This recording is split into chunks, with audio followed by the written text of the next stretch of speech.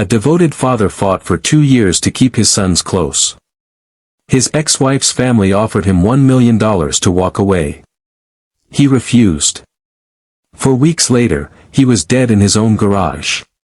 Daniel Eric Markel was born in Montreal in October 1972 and raised in Toronto within a Jewish household that would define his values and identity. Those who knew him described an unusually energetic, restless intelligence that propelled him from Harvard College to Israel, Cambridge, and back to Harvard for law school. By 2005, his path led to a professorship at Florida State University College of Law in Tallahassee. Colleagues remember him as a brilliant, demanding scholar who mentored younger academics and built an enormous professional network. But his career success was only half the story. Everything changed when he met a woman named Wendy through JDate. She came from a wealthy, tightly bonded South Florida family where Mother Donna ruled as the emotional center. When they married in February 2006 and both joined FSU's faculty, it seemed like a perfect union of ambition and intellect. The Markel-Adelson union produced 2 sons, born in 2009 and 2010, and Dan became the kind of father who showed up at preschool lunch several times each week. He read to classes, participated in Jewish holiday celebrations, and proudly displayed his children's drawings to colleagues and students alike. Even during academic travel, he never missed a bedtime phone call. His boys were unmistakably the emotional center of his existence. Yet the same intensity that made him a devoted parent and respected scholar also made compromise difficult in his marriage. Wendy later described feeling lonely and unequal as a partner. Friends and legal filings would eventually reveal a relationship that had grown strained well before outsiders recognized the seriousness of the cracks forming underneath the surface of this seemingly accomplished family. The breaking point arrived on September 10, 2012, while Dan was away on a work trip. Wendy filed for divorce and vacated their home, taking the boys and most of the furniture. Dan returned to an empty house with divorce paperwork waiting for him, learning his marriage had ended through an abandoned home rather than any conversation. This manner of exit transformed what might have been a civil separation into an adversarial legal war. The divorce was finalized in July 2013 with shared custody awarded, but this resolution only opened a longer conflict. Arguments erupted over money, undisclosed assets, personal property, and even an heirloom engagement ring. Communication breakdowns and accusations about parental influence created a toxic environment that would eventually pull both families into a bitter and escalating custody battle. Wendy sought to relocate nearly 500 miles back to South Florida, where her parents and brother could provide support. For Dan, this request threatened the one thing he refused to compromise: his role as a hands-on daily father who handled school drop-offs and weeknight routines. He fought the relocation with characteristic intensity, and on June 20, 2013, the judge denied her request. Dan had won, and he would remain fully present in his sons' lives. But for the Adelson family, this defeat proved unacceptable. Donna began referring to Dan in increasingly hostile terms according to court emails, pushing aggressive strategies to reverse the ruling.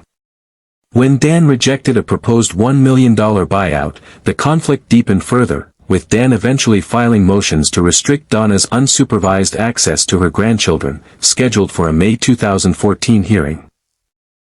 The bridge from the Adelson family's comfortable world to the realm of hired violence ran through Catherine Magbanua, who was romantically linked to Wendy's brother Charlie and had children with Sigfrido Garcia. In June 2014, Garcia and his associate Luis Rivera drove from South Florida to Tallahassee with Dan's photograph and address, intending to kill him. They lost track of Dan during that first trip and returned home without completing the job. Dan remained completely unaware that strangers had traveled hundreds of miles specifically to end his life. A second attempt was organized for mid-July, with a green Toyota Prius rented in North Miami.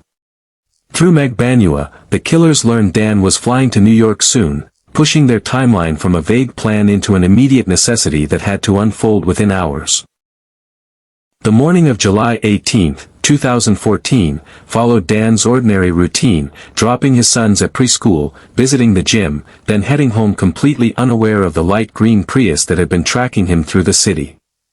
Surveillance footage from businesses and city buses later revealed the vehicle following Dan's every move, staying close enough to monitor him but distant enough to avoid detection.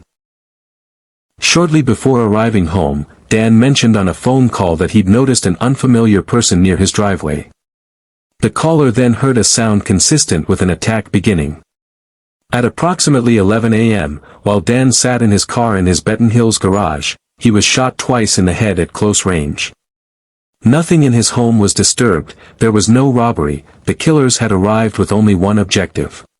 The attackers escaped in their rented Prius, with Rivera later testifying that Garcia fired the fatal shots. Dan was rushed to the hospital critically injured, but a grand jury later criticized a 19-minute emergency response delay that they deemed unacceptable. He died on July 19, 2014, at age 41, leaving two young sons without their father and a grieving Canadian family. For 2 years the investigation stalled. Detectives had identified the shooters but lacked any connection to the Adelson family. That changed in 2016 when the FBI staged an undercover sting. An agent approached Donna near her home demanding money for silence. The operation triggered precisely the response investigators hoped for, a rapid chain of panicked calls between Donna, Charlie, Magbanua, and Garcia that connected every layer of the conspiracy. Garcia was arrested in May 2016 and Magbanua that October, while Rivera pleaded guilty and agreed to testify for a 19-year sentence. Garcia was convicted of first-degree murder and conspiracy in 2019, sentenced to life plus 30 years. Magbanua's first trial ended in a hung jury, but a second jury convicted her in May 2022 of murder, conspiracy, and solicitation. Charlie Adelson was not arrested until April 2022, almost 8 years after the murder, after enhanced audio from a secret restaurant recording gave prosecutors enough evidence. His defense claimed he was extorted by the killers and paid them out of fear, but the jury convicted him in November 2023 of all charges. He received life plus 60 years, finally establishing the Adelson family's direct involvement in the conspiracy that took Dan's life. Donna's arrest came just days after her son's conviction, as she attempted to board a one-way flight to Vietnam, a country without extradition to the United States. Her trial was delayed by attorney conflicts and did not commence until summer 2025. Over 6 days, 26 witnesses testified, including Rivera, Magbanua, Wendy, and Donna's estranged eldest son, who revealed that his family showed remarkable disinterest in discovering who killed Dan. On September 4, 2025, Donna was convicted of first-degree murder, conspiracy, and solicitation, receiving life without parole plus 30 consecutive years. Charlie's convictions were upheld on appeal in July 2026. 5 defendants, 5 convictions, more than a decade of litigation, and a family dynasty destroyed by its inability to accept legal defeat in a custody dispute that became a murder conspiracy. The Dan Markel case stands as a textbook example of modern conspiracy prosecution, built almost entirely on circumstantial evidence. No murder weapon was recovered, no fingerprints linked masterminds to the crime scene. Instead, prosecutors constructed their case through surveillance cameras, cell tower data, rental records, and financial transactions. The rented Prius became the most critical piece of physical evidence, traced through footage from gyms, businesses, and city buses. Financial records revealed $100,000 in payments, some in cash with distinctive stapling patterns, followed by sequential checks from a family business for work never performed. The FBI's undercover sting operation provoked a chain of phone calls that finally connected motive to action, proving that patient accumulation of small facts can overcome the absence of a smoking gun.